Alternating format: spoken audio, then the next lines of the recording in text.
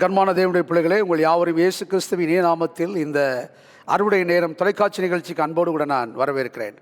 My dear friends, I welcome you all to this Hour of Harvest television program in the name of Jesus Christ. இன்றைக்கு நான் உங்களிடத்தில் பேச போகிற தேவனுடைய வார்த்தையினுடைய தலைப்பு என்னவென்று சொன்னால், உங்களுடைய உணர்வுகள் நம்பத்தக்கவைகள் அல்ல. The title of my message is today, Your feelings cannot be trusted. பொதுவாக மனுஷனுடைய வாழ்க்கையில் மனிதர்கள் உணர்வின் அடிப்படையில் நாம் வாழ்கிறவர்களாக இருக்கிறோம். நம் சரீரத்தில் உணர்வுகள் இருக்கிறது. நாம் எதை பார்க்கிறோமோ, எதை நாம் கேட்கிறோமோ, எதை நாம் வாசிக்கிறோமோ, அதன் அடிப்படையிலே நாம் ஒரு உணர்வுக்குள் செல்கிறோம். அந்த உணர்வுகள் தற்காலிகமானவைகள். உங்களுடைய உணர்வுகள் நம்பத்தகுந்தவைகள் அல்ல. மனிதர்களாய் நாம் உணர்வுக்கு ஆட்பட்டவர்களாக இருக்கிறோம். நீங்கள் ஆண்டவராய் இயேசு கிறிஸ்து உங்களுடைய வாழ்க்கையில் செயல்பட விரும்பினால், ஆண்டவர் அருள் இருக்கக்கூடிய ஆசீர்வாதம் உங்கள் வாழ்க்கையில் வர வேண்டும் என்று நீங்கள் விரும்பினால், தற்காலிகமான உங்களுடைய உணர்வுகளை நீங்கள் நம்பக்கூடாது. என அன்பானவர்களே, நீதிமொழிகளின் புஸ்தகம் 14ஆம் அதிகாரம் 12ஆம் வசனம் 13ஆம் வசனத்தை நீங்கள் வாசிப்பீர்கள் சொன்னால், மனுஷனுக்கு செம்மையாய் தோன்றுகிற வழி உண்டு, அதன் முடிவோ மரண வழிகள். நகைப்பிலும் மனதுக்கு துக்கம் உண்டு, அந்த மகிழ்ச்சியின் முடிவு சஞ்சலம். மனுஷனுக்கு செம்மையாய் தோன்றுகிற வழி உண்டு. உங்களுடைய வாழ்க்கையில் நீங்கள் எதை நீங்கள் சரி என்று நம்புகிறீர்களோ, எந்த வழி சரி என்று நீங்கள் நம்பி அதில் பயணம் செய்கிறீர்களோ, இங்கே தேவனுடைய வார்த்தை சொல்கிறது மரணத்திற்குரிய வழிகள். ஆண்டவராய் இயேசு கிறிஸ்து வழியாக இருக்கிறார். இந்த சத்திய வேதம் சொல்கிறது இயேசு கிறிஸ்து வழியாக இருக்கிறார். இயேசு சொல்றாரு, நானே வழியும் சத்தியமும் ஜீவனுமாயிருக்கிறேன். இயேசு கிறிஸ்து எனக்குடைய வழியில் நீங்கள் செல்லுவீர்கள் என்று சொன்னால், உங்கள் வாழ்க்கையில் மரணம் என்பதில்லை. இங்கே பார்க்கிறோம், நம்முடைய அறிவுக்கு தோன்றுகிற வழி அது மரணத்திற்குரிய வழி என்று சொல்லப்பட்டிருக்கிறது. இன்றைக்கு அநேகர் ஆண்டவருடைய சித்தத்தை கேட்காமல், இன்றைக்கு அநேக காரியங்களை அவர்கள் நம்பி அவர்கள் அதன் வழியிலே சொல்லும்போது அதன் முடிவோ பயங்கரமானதாக இருக்கிறது. இதை போல உங்களுடைய வாழ்க்கையில் இருக்கலாம். எனக்கு அன்பானவர்களே, சோர்ந்து போகாதீர்கள். இயேசுவாகிய வழியில் மேல் பயணம் செய்யும் போது இயேசு உங்களுக்கு ஜீவனை கொடுக்கிறவராக இருக்கிறார். பாருங்கள், நகைப்பிலும் மனதுக்கு துக்கம் உண்டு. இன்றைக்கு அநேக வாழ்க்கையில் அவர்கள் வெளி தோற்றத்தில் சிரிக்கிறவர்களாக இருக்கிறார்கள், ஆனால் உள்ளத்திற்குள் அழுது கொண்டிருக்கிறார்கள். அந்த மகிழ்ச்சியின் முடிவோ சஞ்சலமாக இருக்கிறது. இந்த உலகத்தில் பாவம் தரக்கூடிய சந்தோஷம், தற்காலிகமான சந்தோஷங்கள் ஒரு நாள் ஒரு மனிதனுக்கு நித்திய சமாதானத்தை தருவதில்லை. 1 யோவானின் புஸ்தகம் 3ஆம் அதிகாரம் 20ஆம் வசனத்தை நீங்கள் வாசிப்பீர்கள் சொன்னால், நம்முடைய இருதயமே நம்மை குற்றவாளிகளாக தீர்க்குமானால், தேவன் நம்முடைய இருதயத்திலும் பெரியவராக இருந்து சகலத்தையும் அறிந்திருக்கிறார். எனக்கு அன்பான தேவனுடைய பிள்ளையே, உங்களுடைய இருதயம் அநேக நேரங்களில் நம்மை குற்றவாளிகளாய் தீர்க்கிறது. இன்றைக்கு அநேக மனிதர்கள் தங்களுடைய இருதயத்தில் குற்ற மனசாட்சியுள்ளவர்களாய் வாழ்ந்து கொண்டிருக்கிறதை பார்க்கிறோம். இந்த செய்தியை கேட்கிற சகோதரனே, சகோதரியே, நீங்கள் ஒருவேளை குற்ற மனசாட்சியில் வாழ்கிறவர்களாக இருக்கிறீர்களா? இங்கே கர்த்தருடைய வார்த்தை சொல்கிறது, நாம் விசுவாசிக்கிற ஆண்டவராய் இயேசு கிறிஸ்து நம்முடைய தேவன் நம்முடைய இருதயத்திற்குடைய குற்ற மனசாட்சியை காட்டிலும் பெரியவராக இருக்கிறார். உங்களுடைய பலவீனங்களை அவர் அறிந்திருக்கிறார். உங்களுடைய தோல்விகள் அவருக்கு தெரியும். உங்களுடைய பிரச்சனைகள் ஆண்டவராய் இயேசு கிறிஸ்துவுக்கு தெரியும். நீங்கள் ஒரு நாளும் உங்களுடைய உணர்விற்கு பயந்தவர்களாக இருக்கக்கூடாது.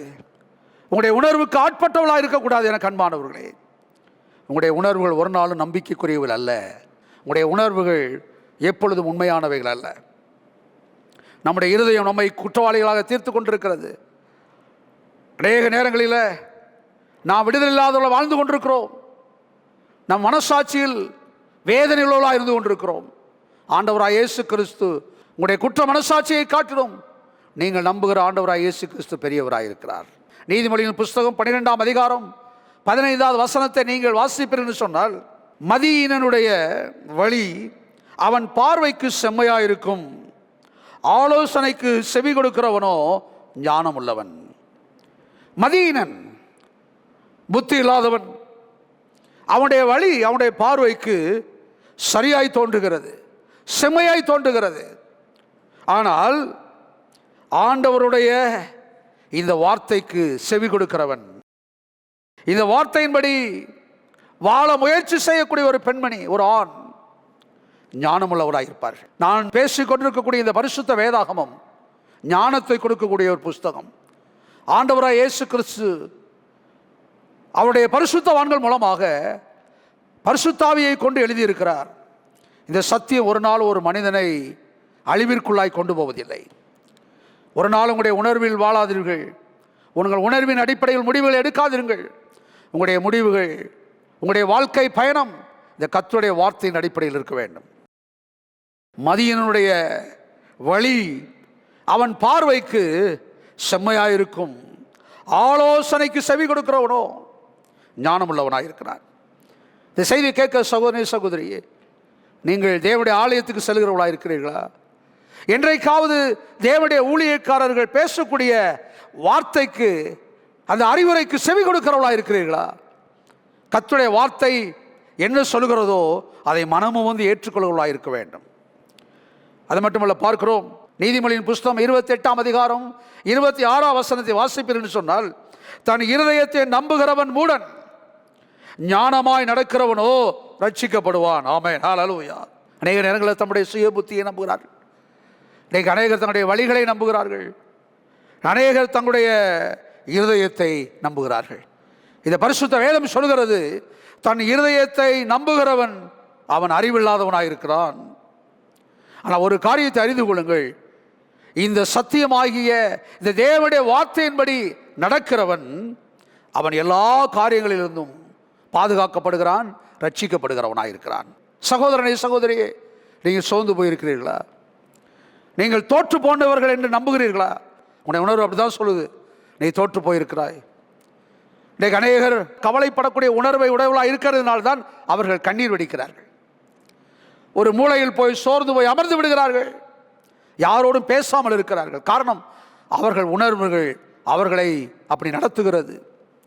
ஆனால் நீங்கள் அறிந்து கொள்ள வேண்டிய விஷயம் என்ன தெரியுமா? உங்களுடைய உணர்வுகள் தற்காலிகமானவைகள். உங்களுடைய உணர்வுகள் எப்பொழுதும் அழிவிற்குள்ளாய் நடத்துகிறது, தவறான வழியில் நடத்துகிறது, உங்களை சோதனைக்குள் நடத்துகிறது. உங்களுடைய தவறான உணர்வுகள் உங்களை கவலைக்குள்ளும் கண்ணீருக்குள்ளும் கொண்டு செல்கிறது. ஆனால் நான் பேசிக்கொண்ட கர்த்தருடைய வார்த்தை ஞானத்தை கொடுக்கிறது, உற்சாகத்தை கொடுக்கிறது, சந்தோஷத்தை கொடுக்கிறது, உன் வாழ்க்கையில் சமாதானத்தை கொடுக்கிறது. ஏசாயாவின் புஸ்தகம் 41ஆம் அதிகாரம் 10ஆம் வசனத்தை வாசிப்பீர் என்று சொன்னால், பாருங்க, ஆண்டவராகிய தேவன் சொல்றாரு, நீ பயப்படாதே, நான் உன்னுடனே இருக்கிறேன். ஆமென். திகையாதே, நான் உன் தேவன், நான் உன்னை பலப்படுத்தி உனக்கு சகாயம் பண்ணுவேன், என் நீதியின் வலது கரத்தினால் உன்னை தாங்குவேன். ஆண்டவர் எந்த அளவுக்கு உற்சாகப்படுத்துகிறார் பார்த்தீங்களா? பயப்படாதே. உங்களுடைய உணர்வு உங்களை பயத்துக்குள் நடத்துகிறது, உங்களுடைய உணர்வு தவறான வழி நடத்துகிறது, உங்களுடைய உணர்வு நீங்கள் தோற்று போனீர்கள் என்று உங்களுக்கு சொல்லுகிறது, உங்களுடைய உணர்வு நீ சந்தோஷப்பட முடியாது என்று சொல்கிறது. ஏன் தெரியுமா? உணர்வு எப்படி வருகிறது? ஒரு காரியத்தை பார்க்கும்போது, ஒரு காரியத்தை வாசிக்கும் போது, ஒரு காரியத்தை கேட்கும் போது, ஒரு காரியத்தை உணரும் போது, ஒரு தவறான காரியத்தை பார்க்கும்போது தவறான உணர்வுகள் நமக்கு உண்டாகிருக்கிறது. ஆனால் கர்த்தருடைய வார்த்தையை நீங்கள் வாசிக்கும் போது, கர்த்தருடைய வார்த்தையை நீங்கள் விசுவாசித்து நீங்கள் அதை வாசித்து தியானிக்கும் போது உங்களுக்கு உற்சாகம் உண்டாகிருக்கிறது. இந்த தேவனுடைய வார்த்தை சொல்லுது, நீ பயப்படாதே. ஆண்டவர் சொல்றார், நான் உன்னுடனே இருக்கிறேன். யோசித்து பாருங்க, ஆண்டவர் சொல்றார், நான் உன்னுடனே இருக்கிறேன், பயப்படாதே என்று சொல்லும்போது நமக்கு தைரியம் உண்டாகிறது. ஆண்டவர் சொல்றாரு, நான் உன் தேவன், ஹல்லேலூயா, நான் உன்னை பலப்படுத்தி உனக்கு சகாயம் பண்ணுவேன், என்னுடைய நீதியின் வலக்கரத்தினால் உன்னை நான் தாங்குவேன். இந்த செய்தியை கேட்கிற சகோதரி சகோதரியே, நீங்கள் எதற்காகவும் நீங்கள் தற்கொலை பண்ணிக்கொள்ள வேண்டிய அவசியம் இல்லை, நீங்கள் சோர்ந்து போக வேண்டிய அவசியம் இல்லை. நீங்கள் தோற்று போனவர்கள் அல்ல, ஆண்டவராய் இயேசு கிறிஸ்து உங்களுக்கு உற்சாகத்தை கொடுக்கிறவராக இருக்கிறார். நான் பேசிக்கொண்டு இருக்கிற இயேசு கிறிஸ்து சொல்றார், பயப்படாதே மகனே, பயப்படாதே மகளே, பயப்படாதே தங்கச்சி தம்பி, பயப்படாதே, பயப்படாதே ஐயா அம்மா, பயப்படாதே. ஏன்னு சொன்னா, நான் உன்னுடனே இருக்கிறேன். உணர்வுகளை நம்பாதிருங்க. சொல்லுங்க, நான் என்னோட உணர்வை நம்ப மாட்டேன். நான் எதை பார்க்கிறேனோ, எதை நான் கேட்கிறேனோ, எதை நான் வாசிக்கிறேனோ அதை நம்ப மாட்டேன். நித்திய வார்த்தையாகிய கர்த்தருடைய வார்த்தையை நான் நம்புகிறவனாக இருக்கிறேன். நித்திய வார்த்தை, ஆண்டவருடைய வார்த்தை சொல்கிறது, பயப்படாதே மகளே, பயப்படாதே மகனே. ஆண்டு சொல்ற, நான் உன்னுடனே கூட இருக்கிறேன். நீதிமொழியின் புஸ்தகம் 3ஆம் அதிகாரம் 5ஆம் வசனம் 6ஆம் வசனத்தை நீங்கள் வாசித்தால், உன் சுய புத்தியின் மேல், உன் சுய அறிவின் மேல் சாயக்கூடாது. உன் முழு இருதயத்தோடும் கர்த்தர் மேல் நம்பிக்கையாக இருந்து, ஹல்லேலூயா, உன் வழிகளில் எல்லாம் அவரை நினைத்துக்கொள், அப்பொழுது அவர் உன் பாதைகளை செவ்வைப்படுத்துவார். இந்த செய்தியை கேட்க சகோதரி சகோதரியே, இன்றைக்கு அன்றைய வாழ்க்கையில் பாதைகள் தவறாக இருக்கிறது. இன்றைக்கு அநேகர் தவறான வழிகள் செல்கிறார்கள். என்ன தவறான வழி? அநேகர் கண்ணீர்களே இருக்கிறாங்க. இன்றைக்கு அநேகர் நினைக்கிறாங்க, வாலிபர்கள் நினைக்கிறாங்க, நான் எப்படி ஆசீர்வதிக்கப்படுவேன், எப்படி நான் நல்லா இருப்பேன், என் வாழ்க்கையில் நான் எப்படி பணம் சம்பாதிப்பேன், நான் எப்படி என் குடும்பத்தை நான் காப்பாற்றுவேன். எனக்கு தெரியும், அநேக கணவன்மார்கள், அநேக தகப்பன்மார்கள் கண்ணீர் வாழ்கிறதை பார்க்கிறோம். போதுமான வருமானம் இல்லாதவர்களாக இருக்கிறதை பார்க்கிறோம். இந்த சத்தத்தை கேட்கிற, இந்த செய்தியை கேட்டுக்கொண்டிருக்கிற சகோதரி சகோதரி, ஒருவேளை நீங்கள் இப்படிப்பட்ட சூழ்நிலையில் இருக்கலாம். ஒரு காரியத்தை அறிந்து கொள்ளுங்கள், உங்களுடைய சுய புத்தியின் மேல் சாராதுங்கள். அநேக நேரங்களில் நம்முடைய உணர்வுகளை நம்புகிறோம், சுய புத்தியின் மேல் சாருகிறோம். நம்ம சுற்றி பார்க்கிறோம், இப்படி சுற்றி பார்க்குறோம், எங்கு பார்த்தாலும் தோல்விகள், எங்கு பார்த்தாலும் எதிர்மறையான செய்திகள், எங்கு பார்த்தாலும் நோயை குறித்ததான செய்திகள், எங்கே பார்த்தாலும் வேலை இல்லாத குறித்ததான செய்திகள், எங்கு பார்த்தாலும் பிரச்சனையை குறித்ததான செய்திகள், எங்கு திரும்பினாலும் மரணத்தை குறித்ததான செய்திகள். இவரை பற்றி சோர்ந்து போயிருக்கிறீர்களா? சோர்ந்து போக வேண்டாம். நான் பேசிக்கொண்டிருக்கிற ஆண்டவராக இயேசு கிறிஸ்து சொல்கிறார், உன்னுடைய உணர்வுகளை நீ நம்ப வேண்டாம். நீ பார்க்கக்கூடிய இந்த மோசமான சூழ்நிலைகளின் மூலமாக வரக்கூடிய உணர்வுகளை நீ ஒரு நாள் நம்ப வேண்டாம்.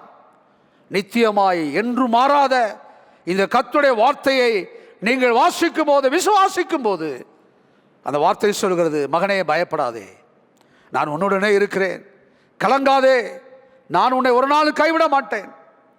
தேவன் சொல்றாரு, கர்த்தர் மேல் நம்பிக்கையாக இருந்து உன் வழிகள் எல்லாம் அவரை நினைத்துக்கொள், அப்பொழுது அவர் உன் பாதைகளை செவ்வைப்படுத்துவார். இந்த செய்தியை கேட்கிற சகோதரனே சகோதரியே, சோர்ந்து போகாதீர்கள். உங்களுடைய உணர்வுகள் ஒரு நாள் நம்பத்தக்கவைகள் அல்ல. Your feelings never be trusted.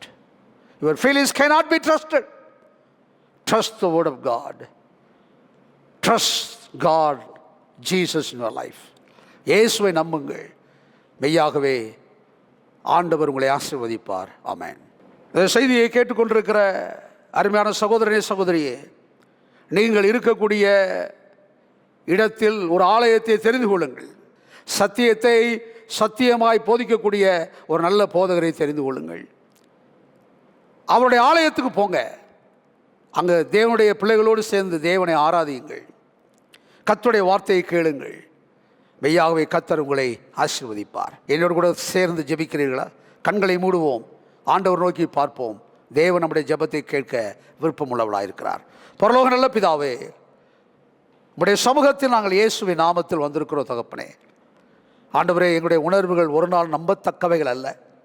உங்களுடைய வார்த்தைகள் எப்பொழுது நம்பத்தக்கவைகளாக இருக்கிறது ஆண்டவரே. ஆண்டவரே, நாங்கள் சுய புத்தியின் மேல் சாராமல், நாங்கள் ஒரு நாளும் உங்களுடைய வழிகளில் நாங்களுடைய சொந்த ஆலோசனை அளவாமல், ஆண்டவரை உண்மை நாங்கள் நினைத்து கொண்டிருக்க, உங்களுடைய வார்த்தையை நினைத்து கொண்டிருக்கதே உதவி செய்யும். வேதனையில் இருக்கக்கூடிய, கஷ்டத்தில் இருக்கக்கூடிய, கவலையில் இருக்கக்கூடிய, கண்ணீரில் இருக்கக்கூடிய சகோதரனுக்காக சகோதரிக்காக நான் ஜெபிக்கிறேன். ஆண்டவரே அப்பா, இப்பொழுது என்னோடு கூட சேர்ந்து ஜெபிக்கிறார்கள். அவருடைய விண்ணப்பத்திற்கு பதிலளிக்கும்படி நான் ஜெபிக்கிறேன். அவருடைய இதயத்தின் வாஞ்சையை நிறைவேற்றும்படி நான் ஜெபிக்கிறேன். ஆண்டவரே, உடைய பிள்ளைகளை உடைய கல்வாரின் கரத்தினால் தொட்டரலும் இயேசுவின் நாமத்தில் வேண்டுகிறோம் பரலோக நல்ல பிதாவே. ஆமென், ஆமென்.